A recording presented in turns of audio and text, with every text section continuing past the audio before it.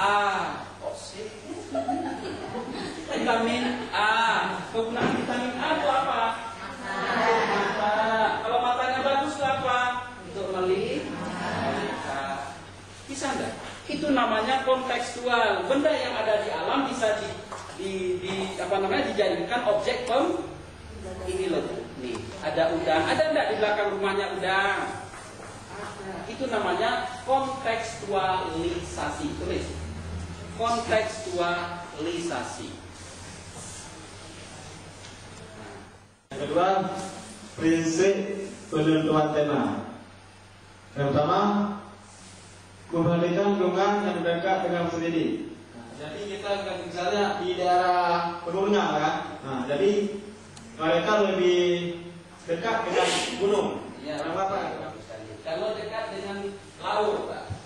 Nah, jadi harus lebih bagaimana laut itu dimanfaatkan menjadi tema-tema pembelajaran. Kalau kaitan dengan transportasi, ada enggak di laut?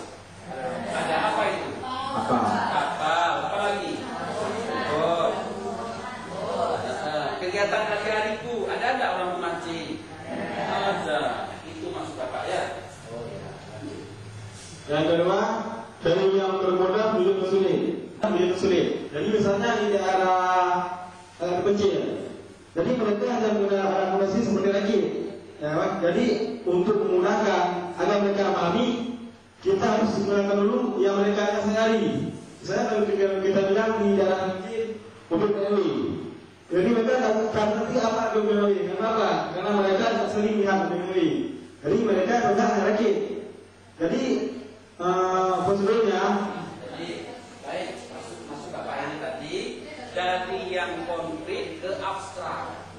Konkretnya dulu, artinya langsung berbicara. Misalnya kalau diajarkan bahasa Indonesia, tidak pada teori, itu maksudnya. Jangan bahasa adalah, nah itu jangan dulu. Jadi langsung yang konkret. Kalau disuruh bicara, tampillah dia berbicara. Itu maksudnya Pak. Oh, kurang lebih Pak. Dari yang mudah menuju yang sulit. Artinya dari yang konkret menuju pada abstrak. Yang ketiga, dari yang sederhana menuju kompleks. Misalnya sederhana, misalnya pepaya. Jadi mereka hanya mengetahui bahwa itu pepaya untuk makan sehari. Jadi untuk kompleks, jadi mereka tidak memakan. Jadi dalam pepaya tergabung berbagai vitamin. Agar mereka mengerti apa fungsi yang sesungguhnya untuk kesehatan Kalau sendiri. makan buah pepaya itu kira-kira apa manfaat bagi tubuh? Itu salah satu mengandung vitamin A. Vitamin C Pak. Yang biasa asal. Contoh ya, mohon maaf. Contoh ya, saya mohon maaf. Penulisan singkatan berikut ini sangat tepat sesuai dengan ejaan bahasa Indonesia yang disempurnakan adalah titik-titik A, IETH, titik 2, IETH, titik 1, IETH, titik koma, IETH, tidak ada titik. Tapi karena sering ibu guru memberikan tanda titik 2, dipasanglah sama anak. IETH ibu mau. Padahal dalam ketentuan hukum singkatan kata yang lebih dari 3 huruf atau 4 huruf diberikan hanya 1 tanda titik. Itu loh ya. Hati-hati untuk guru menjadi cerminan bagi anak.